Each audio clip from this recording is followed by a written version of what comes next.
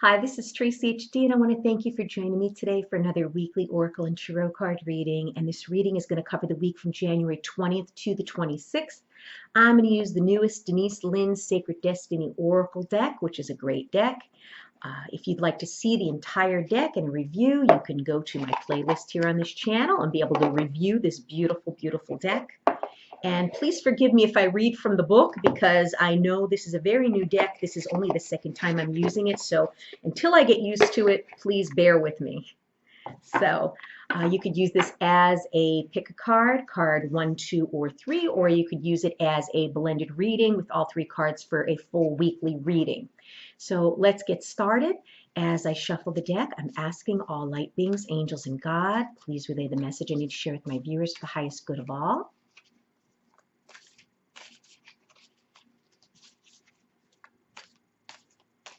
And we'll take the top card for the beginning of the week, or card number 1, Enlightenment.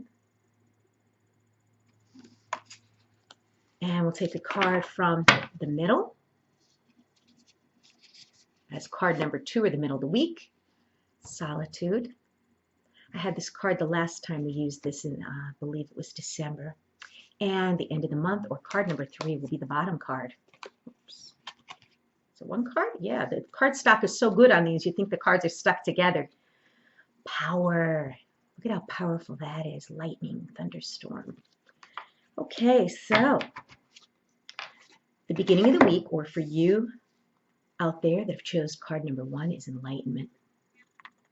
Okay, and it's a beautiful, beautiful card. It looks like a boat, okay, in the middle of the ocean. Very interesting. Okay, and let's see what the book says about enlightenment.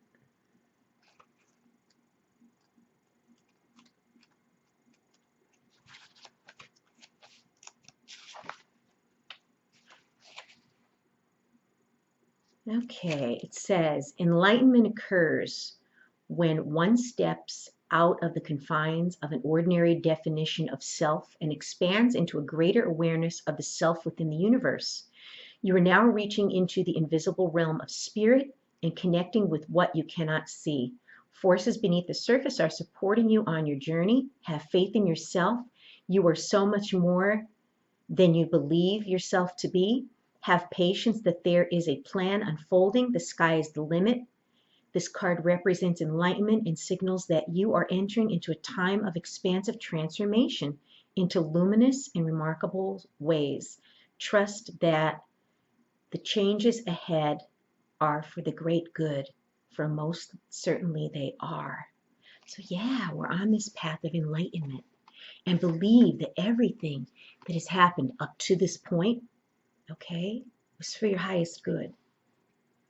A lot of us have transformed a lot during the past year of 2019. A lot of people have let go of jobs that were toxic, have let go of situations with their family, friends, associates that were toxic. We're taking this leap of faith that what is ahead of us is much better than what we've left behind. And yeah, this enlightenment comes to us with each and every circumstance that we experience on this path. And this is such a beautiful card that, believe that whatever's happening, whatever circumstances that you find yourself in is exactly where you're meant to be. Even if you can't understand it and you can't explain it, don't question it. Everything is in divine timing and divine order according to the divine plan. And then the next card is Solitude, and I think this card speaks for itself. Look at how peaceful. There's this person in a boat out on the water, and the moonlight is shining down, and there's a reflection on the water, and it's just so peaceful, and this person is truly alone, and you have just the tranquility of this card and the peacefulness. And let's see what the book says about this. Okay, the book says, spend some time alone in your life. This means to take your own counsel rather than relying on the opinions and dictates of others. Break away from the crowd. Be on your own. This card speaks of self-resourcefulness, self-reliance, and tenacious individuality. If you're working on a project, trust your instincts and follow your own lead. Your creativity is at a peak, let it flow. If you're in a relationship that is disempowering, this card suggests that it's time to step away. Take time to reassess your life. In solitude, you will thrive. With this card, it also suggests a safe haven, a sacred womb for in cultivation and self-transformation. So yeah, this is telling you to, become resourceful. Okay. I've become reliant at a very young age, and I am a very self-reliant person. I don't rely on other people unless, it's something that I really need and I need help on. But more than likely, I do a lot of things on my own, and sometimes I take on too much.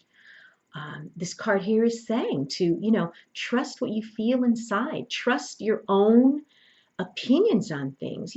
Sometimes we reach out to others to get, their opinion and how they feel about something, but this is telling you at this point in time, you have to rely on what your inner feelings are.